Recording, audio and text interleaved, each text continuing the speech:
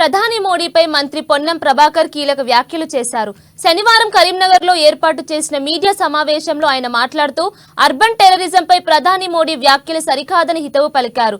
10 ఏళ్లు కేంద్రంలో అధికారంలో ఉన్న బీజేపీ రాష్ట్ర విభజన చట్టం హామీలను అమలు చేయలేదని మండిపడ్డారు.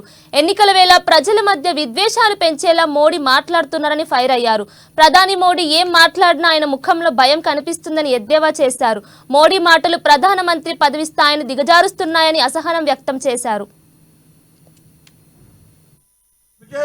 ప్రధానమంత్రి ఏం మాట్లాడినా ఇలా ఆయన ముఖంలో భయం కనబడుతోంది. ఆయన మాట్లాడుతున్న మాటలు ఆయన పదవికి దిగజారుతా ఉన్నాయి.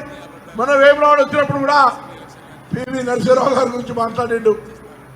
అద్వానీ గారు డ్యాష్ మీద 2 చేతులతో నమస్కారం చేస్తే ప్రతి నమస్కారం చేయాలన్నటువంటి సంస్కారహీనుడు కాంగ్రెస్ మెట్టు ఎక్కి ప్రధానమంత్రి అయిన పివి నరసింహరావు గురించి మాట్లాడుతాడు. అసలు అద్వానీ కట్టిన మెట్ల మీద నడిచొచ్చి ప్రధానమంత్రి అయిన మోడీకి ఆ అర్హత ఉందా అని అడుగుతా ఉన్నాం. ఇవాళ దేశంలో గత 10 సంవత్సరాలుగా మా ముఖ్యమంత్రి గారు అడిగారు, తెలంగాణకి ఏమిచ్చారు గాడిది గుడ్డ. మేము అడుగుతా ఉన్నాం కరీంనగర్ పార్లమెంట్ సభ్యుడికు, కరీంనగర్కి భారతీయ జనతా పార్టీ 10 ఏళ్లలో గాడిద గుడ్డిచ్చిందా?